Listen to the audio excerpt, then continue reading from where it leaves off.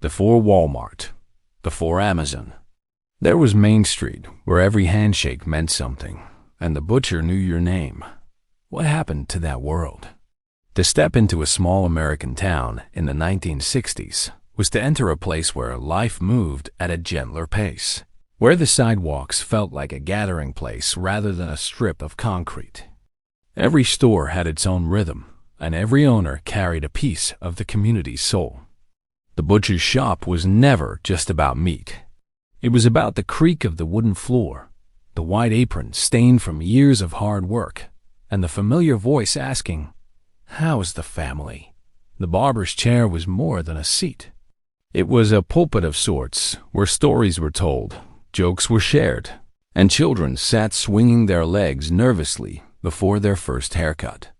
Down the street, the five and dime offered more than bargains. It carried the smell of popcorn, the sound of a squeaky door, and the wonder of a child clutching a nickel, dreaming of candy or a new toy. This was a time when transactions weren't just about dollars. They were about trust.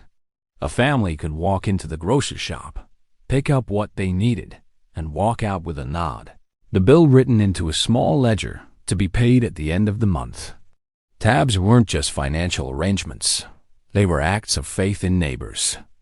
These stores stood as living testaments to a community built on relationships instead of receipts. Children played an important role in this world too. Parents sent them on errands with a list scribbled on paper and a few coins in hand. The walk itself was part of growing up passing neighbors who smiled and waved, stopping to pet a dog, or racing to catch up with friends before heading home. Families walked together on weekends, moving slowly down the street, stopping to chat, greeting shopkeepers by name. Main Street wasn't simply where people shopped. It was where they belonged. The sense of belonging ran deeper than commerce. Every doorbell that jingled, every familiar face behind a counter, every handshake that lingered a little longer told people they were part of something larger. These weren't just businesses. They were anchors in the lives of those who lived there. They provided rhythm, stability, and memory, woven into the fabric of daily life. It was a world defined by connection, where the pace of life allowed people to notice one another and where local identity was tied not to logos, but to shared experiences. For many, those days still live on in memory, tied to the smell of fresh bread from the bakery or the sight of neighbors gathered outside the corner store on a summer evening. But time doesn't stand still, and neither did America's way of shopping. It started with smaller, bigger stores, bigger parking lots. At first, it was exciting, but it would change everything. By the mid-1960s, the shape of American shopping was beginning to shift. Main Street was still alive, but new competitors were quietly emerging, offering something different from the familiar corner butcher or the family-owned hardware store. These new stores were larger and filled with an array of goods under one roof. For families, especially in growing suburban towns, the appeal was hard to ignore. Suddenly, the weekly trip for groceries or supplies became less about visiting 3 or 4 shops and more about parking once and finding everything in a single place. Larger grocery stores promised wider aisles, more selection, and even lower prices thanks to bulk buying and streamlined supply chains. For busy parents, this was a convenience they had never known before. Instead of waiting for a clerk to fetch goods from behind a counter, customers pushed carts down aisles, choosing for themselves, saving both time and money. The parking lot became the new symbol of progress. Where once sidewalks had carried neighbors shoulder to shoulder, chatting as they made their way between shops, now rows of cars stretched across asphalt. Shoppers no longer needed to linger outdoors, bumping into friends and neighbors on the street.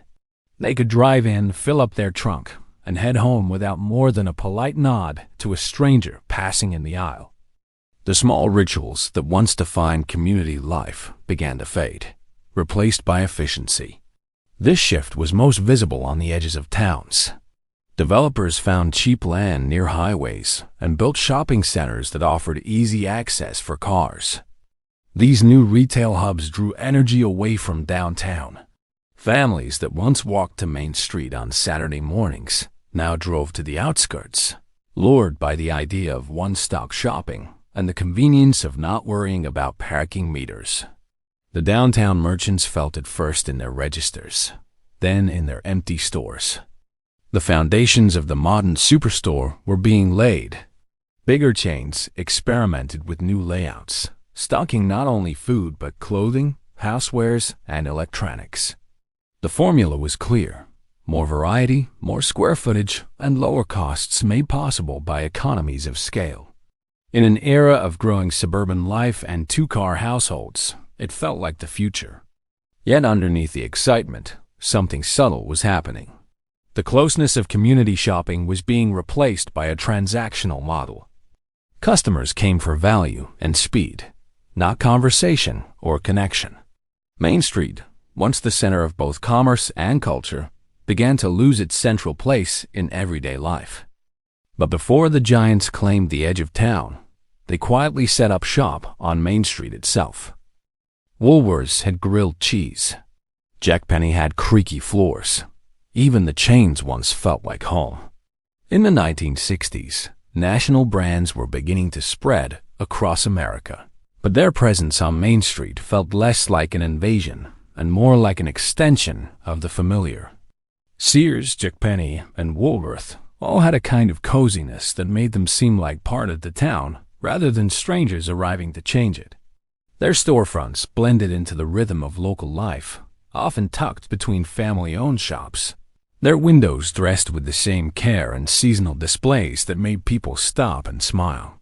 These early chains understood how to make themselves feel local. They were built with brick facades that matched the buildings around them, and their interiors carried the same sounds and smells of other neighborhood stores.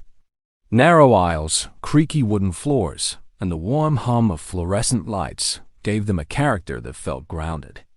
A child walking in with their parents could hear the bell at the door, smell fresh popcorn or coffee drifting from the lunch counter, and feel instantly at ease. Lunch counters were one of the most beloved parts of these stores. A trip to Woolworths wasn't just about shopping. It was about sitting down for a grilled cheese sandwich and a milkshake, chatting with friends, or treating the kids after running errands. These simple meals turned a store into a community hub, blurring the line between commerce and gathering. Catalog pickup windows added another layer of convenience while still keeping the experience human. Families could order from thick, glossy catalogs and pick up their goods locally, greeted by clerks who often knew them by name. What made these stores feel personal was the people inside them. They hired locally, giving jobs to neighbors, classmates, and relatives. The cashier who rang up your items might have gone to school with your children. The clerk who helped you find a size in the clothing department could have been the same person you saw at church on Sunday. Even though the name on the sign belonged to a national brand, the heart of the store was still tied to the community. Because of this, customers felt a deep sense of loyalty. Shopping at Sears or Jack Penny wasn't just about finding a good deal. It was about trust and familiarity. These stores became woven into the fabric of childhood memories. From trying on back-to-school clothes to flipping through the toy section of a catalog at Christmas. They were places where national identity and local culture briefly overlapped, where the modern and the traditional managed to coexist. But it wasn't long before these beloved names followed the money and the cars. The superstores didn't just sell more. They redefined what shopping meant in America. By the 1980s and 1990s, the rise of malls and big-box retailers had transformed the landscape of American commerce. The once bustling main streets of small towns gave way to sprawling shopping centers, often built on the edges of highways where land was cheap and cars were plenty. These new hubs promised everything under one roof: endless racks of clothing, towering shelves of electronics, aisles lined with housewares, groceries, and toys. The appeal was undeniable. Bigger inventories meant more choices. Centralized locations made shopping trips quicker, and lower prices stretched family budgets further. Checkout lanes multiplied, speeding up transactions that once required a few minutes of conversation with a shopkeeper. The new formula worked so well that it spread everywhere. Uniformity became the rule. A Walmart in Ohio looked much like a Walmart in Texas.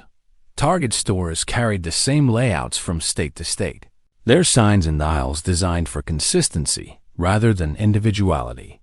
But with that uniformity came a subtle erosion.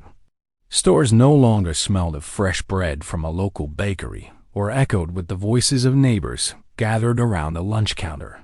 Instead, they carried the faint scent of new plastic and the hum of fluorescent lights stretching over cavernous spaces. Shopping became less about interaction and more about movement.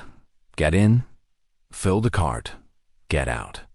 The human touch that once defined shopping gave way to self-checkout lines and employees tasked with moving inventory rather than building relationships. Architecture itself reflected the shift. Instead of sidewalks where people strolled and lingered, parking lots became the center of design. Cars lined up outside massive concrete structures, while pedestrians vanished from the scene. Shopping was no longer an event that drew the community together. It was a task performed in isolation. Where Main Street once encouraged chance meetings, these vast parking lots and echoing malls offered anonymity. The convenience was real, and for many families, it felt like progress. They could buy more for less, save time, and enjoy the efficiency of one-stop shopping. Yet beneath the surface, a cultural decline was taking place. The local character of towns was being replaced by a sameness that stretched coast to coast. Places that once held memory and identity now looked interchangeable, with little to separate one community's experience from another. This was the hidden cost of convenience, the loss of texture, variety, and the simple rituals that made everyday shopping feel like belonging. In chasing lower prices and faster service, America quietly traded away pieces of its own soul.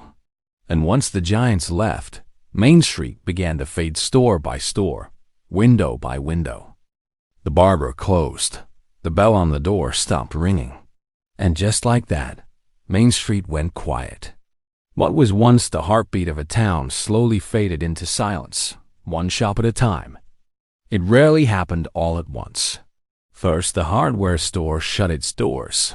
Then the local clothing shop. Then the diner that had been serving coffee and pie for generations. Each closing felt small in the moment, but together they added up to something profound. The unraveling of a way of life. Many owners simply couldn't keep up. Competition from larger stores and malls cut into their business until retirement seemed the only option. Some left quietly, their windows covered in brown paper, while others faced bankruptcy after years of struggling to survive. Families who had poured their lives into their shops watched as foot traffic dwindled and once loyal customers drove past on their way to the outskirts of town. The streets themselves reflected the loss. Sidewalks that had once echoed with the sound of children's laughter and neighbors' conversations grew still. Dust collected in empty display windows. For sale signs hung where painted hand lettering had once welcomed shoppers. A sense of vacancy hung over towns that had once been alive with color and sound. For the people who remained, the toll was more than economic. It was emotional. Main Street had always been more than a collection of stores. It was a stage for everyday life. People remembered the barber who cut 3 generations of hair, the grocer who slipped an extra apple into a child's bag, and the shopkeeper who always asked about a sick relative. When those doors closed, it felt like losing family members, not just businesses. Children felt the change too. They no longer had places to linger with friends, flipping through comic books at the 5 and dime or sharing milkshakes at the counter. The rituals of growing up in a small town disappeared, replaced by car rides to impersonal shopping centers where play and discovery had no place. The corner store that once felt like a second home became a ghost of memory. Even today, many look back with a sense of longing, remembering the vibrancy of Main Street as if recalling a dream. There is nostalgia not only for the stores themselves, but for the feeling of safety, warmth, and belonging they represented. Losing those places meant losing the daily encounters that stitched people together into a community. But it wasn't just stores we lost. It was something deeper. We gained speed, but lost our stories. Was it really worth it? For every minute saved at a modern checkout line, something intangible slipped away. The old-fashioned ritual of chatting with a shopkeeper, of hearing a familiar voice call you by name, was replaced with the robotic scan of barcodes and the hurried beep of machines. Shopping became efficient, but it also became lonely. The warmth of a shared exchange turned into a transaction measured in seconds. In the days of small shops, buying something meant more than exchanging money for goods. It meant catching up on local news, swapping stories, or being reminded of the weather forecast by a grocer who knew you. These interactions were small, but they mattered. They made people feel seen. By contrast, modern commerce shifted towards speed and anonymity. Clerks rotated often, cashiers changed faces daily, and more recently, self-checkout eliminated the need for words altogether. What disappeared wasn't just service, it was connection. Without those small threads tying people together, shopping lost its sense of community. The decline of personal relationships in commerce mirrored a larger cultural shift toward isolation. A trip to the store became something done alone, often in silence, surrounded by strangers who hurried past with carts, but never stopped to exchange greetings. Traditions tied to local businesses also vanished. The barber's chair where fathers and sons shared their first haircuts, the bakery that set aside a family's favorite loaf, the toy shop where a child's birthday gift was chosen with care, all faded into memory. These rituals had carried emotional weight, grounding people in a shared sense of belonging. Their disappearance left gaps that could not be filled by discount racks or overnight shipping. Yes, efficiency gave people more choices and lower prices, but it also carried a hollow side. The soul of shopping, the stories, the laughter, the slow rhythms of human connection was traded for speed. What was once an experience became a task, stripped of texture and meaning. People got what they needed, but they lost a part of themselves along the way. The progress that promised more freedom often delivered less fulfillment. It reshaped communities, redefined habits, and quietly altered the way people related to one another. And while many celebrated the convenience, others began to sense that something essential had been left behind. And just when Main Street thought it couldn't get worse, something even bigger arrived. Then came Amazon, and the store in your town became a website. By the late 1990s and early 2000s, the rise of e-commerce swept across America like a wave, changing the way people shopped almost overnight. What had started as an experiment in ordering books online quickly grew into a global marketplace where anything could be purchased with a few clicks. Convenience no longer meant driving to a mall or waiting in line at a superstore. It meant shopping from the couch at midnight, packages arriving on the doorstep days or even hours later.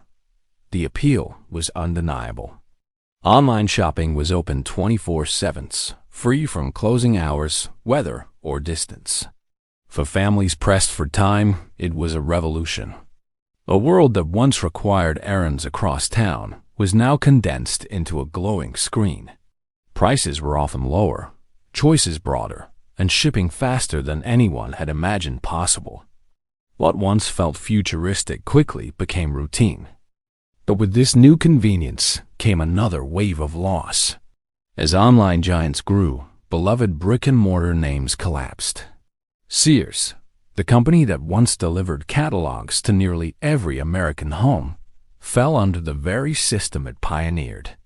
Jack Penny, a cornerstone of Main Street for generations, shuttered hundreds of stores. Toys R Us, a childhood wonderland for decades, disappeared almost entirely.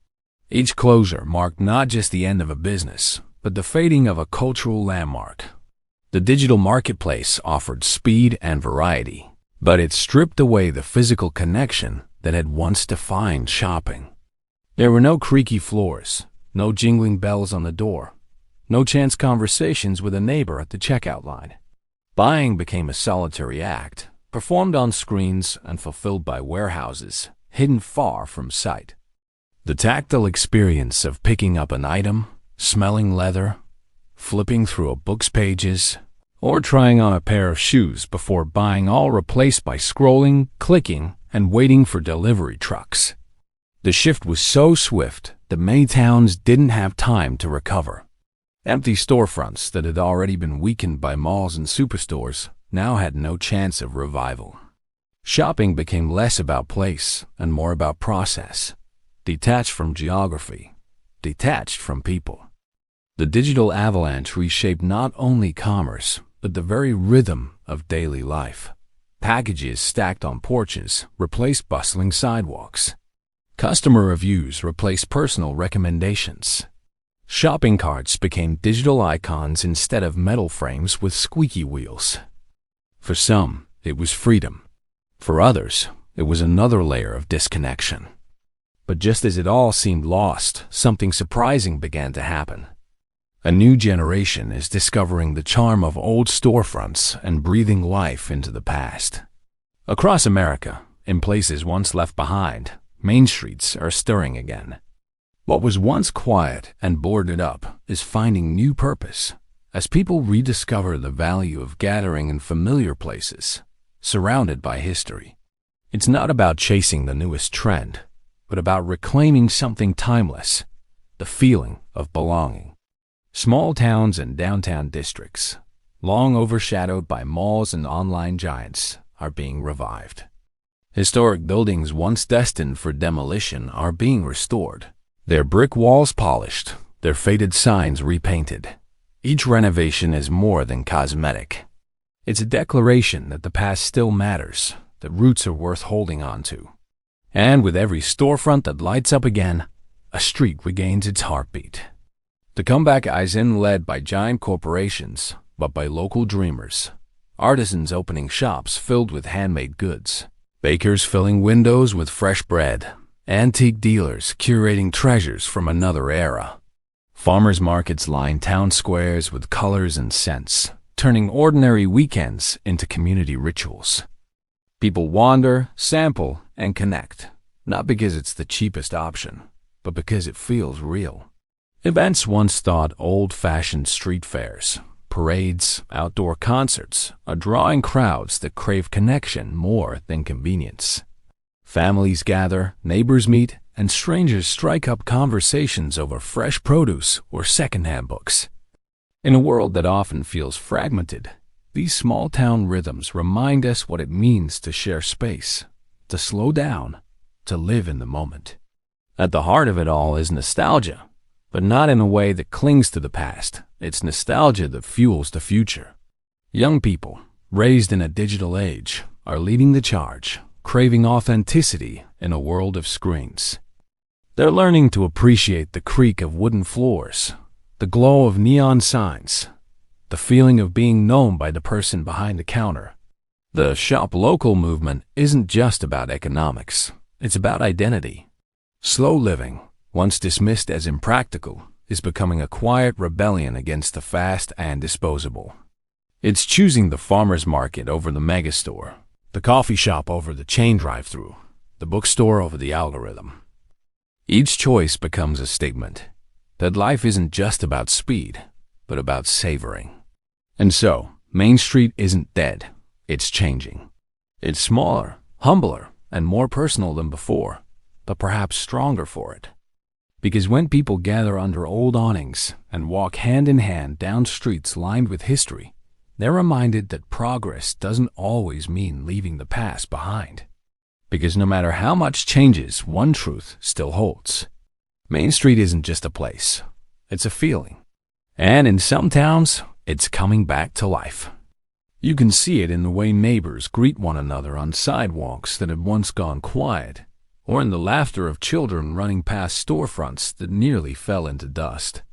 What was lost was never fully gone. It lingered in memory, waiting for the moment to return. Over the decades, America traded corner shops for parking lots, handshakes for receipts, and conversations for quick transactions. Yet beneath the layers of convenience and speed, the heart of Main Street never stopped beating. It lived on in the nostalgia of grandparents telling stories, in family photo albums with sepia tones, in the longing for a slower, warmer way of living. Memory kept it alive, and now memory is guiding it back. For some, the revival looks like farmers markets or small town festivals. For others, it's a bookstore owner who refuses to close her doors, or a cafe that becomes the gathering place for an entire community. Main Street is less about the buildings and more about the bonds they foster. Even if the storefronts are new, the spirit is old. Trust, belonging, and the comfort of being known. It's easy to think of Main Street as something fragile, a relic of a gentler past.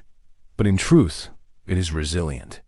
Like the people who once built it, it adapts, it bends, but it does not vanish. The community may scatter for a time, but given the chance, it always returns. Because people need more than bargains and fast shipping, they need places that feel like home. Main Street is America's metaphorical front porch, where differences shrink and connections grow. It's where stories are passed down, where neighbors share burdens, where a sense of place shapes identity. To preserve Main Street isn't just to preserve shops, it's to preserve the essence of belonging itself. Every memory we hold of those simpler days is more than nostalgia. It's living history. And by keeping those values alive, by telling the stories and keeping the doors open, we ensure they remain more than faded echoes. Main Street's survival depends not on luck, but on us choosing connection over convenience, roots over restlessness. So yes, Main Street never really left. It was waiting in the corners of memory, in the warmth of community, in the hope of every generation looking for something real. And as long as we remember what it meant and what it still means, its light will never go out. If this story stirred a memory of your own Main Street, share it. Because every story told keeps that spirit alive, and every memory passed on is proof that America's heart still beats strong.